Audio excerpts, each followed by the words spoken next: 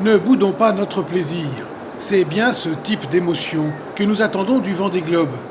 Cette dimension qui dépasse largement le cadre de la régate, de la performance, de la technicité d'avant-garde. Ce week-end du 14 et 15 février 2009 fut à la hauteur de la grande aventure du Vendée Globe.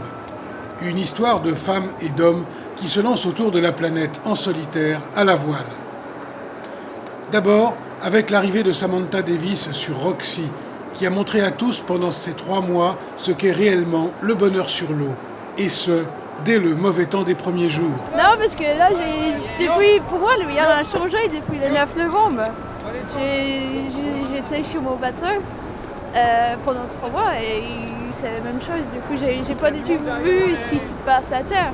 J'ai juste envoyé mes aventures et du coup, je pense que demain, ça va être peut-être un choc. Marc Guillemot aura également représenté un peu tous les marins malchanceux de cette édition 2008-2009 en accumulant les ennuis de tous. Arrachage du rail de grand voile, choc avec un cétacé, escale forcée, émotion et assistance avec l'accident de Yann Eliès, perte de sa quille. Écoute, j'espère arriver avant 2h41 TU lundi 16, c'est-à-dire cette nuit, si je veux garder la place sur le podium. Donc je fais tout pour arriver avant 2h41 TU, ce qui n'est pas si simple que ça parce que je suis au près, comme on peut le voir. Mais en tout cas, c'est envisageable, c'est probable, mais c'est pas certain. C'est vrai que depuis lundi dernier, d'ailleurs, date à laquelle j'ai perdu la quille, il y a quand même pas mal de pression, pas mal de stress et un petit peu d'angoisse. Donc tout ça, ça va faire vraiment du bien. Il était parti pour régater avec un des bateaux les plus novateurs et performants de la flotte. Il revient avec une aventure humaine forte en tension et en émotion où il se bagarre jusqu'à la fin contre Roxy. Et là, plus de différence de technique, d'architecture, de construction, de performance. Juste une histoire d'hommes et de femmes.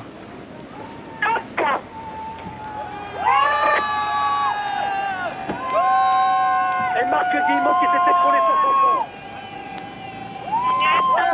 36 secondes. Troisième du Vendée Globe, top 3, Marc Guillemot. Bravo Marc. Quelle course, quelle issue, c'est une course...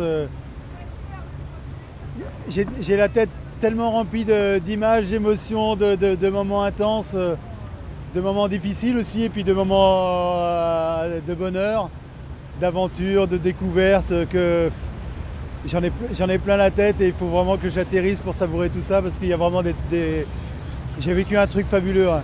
Et puis terminer en plus en régate et puis pour terminer sur le podium. Alors c'est comme quoi, quels que soient les événements qui arrivent, moi c'est vraiment un truc que j'ai essayé de maintenir tout du long, c'est quel que soit ce qui se passait sur le bateau, c'est tout le temps il faut y croire et puis ne jamais lâcher. Bon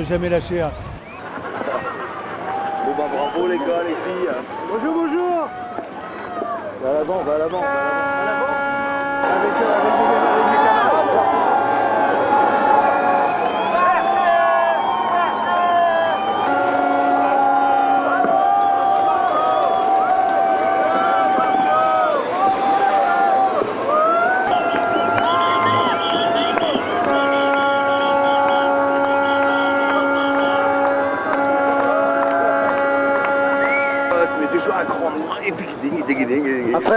Après, je t'ai vu, t'as changé, t'as enroulé.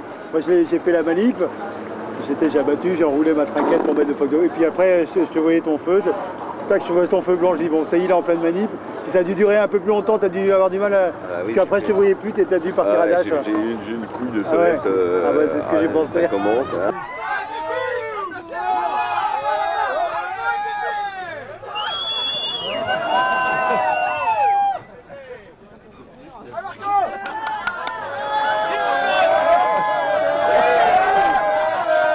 C'est-à-dire que moi je venais pour faire une course et avec juste l'aspect sportif. Et puis là-dessus s'est greffé des parties émotionnelles avec Yann, des parties un petit peu de peur quand j'ai rentré dans une baleine, des moments un peu galères avec mes histoires de mes soucis techniques de rail de grand voile. Et puis la cerise sur le gâteau, quoi, c'est la quille qui part. Et donc ça fait beaucoup de choses. Ça fait beaucoup de choses, mais en même temps moi j'ai vécu un Vendée Globe qui est assez incroyable. Et puis j'ai partagé plein de bons moments avec Samantha, et grâce à elle justement, moi j'étais un petit peu handicapé avec tous mes problèmes, et grâce à elle on s'est stimulé, puis je pense qu'on a réussi à aller plus vite que si on avait été chacun de notre côté. C'est super. Ah, et puis là ouais, c'est génial là. T'es où Yann? Yann où? D'abord je te claque la bise Yann. Je vais monter. Oh fais gaffe. Bravo Yann.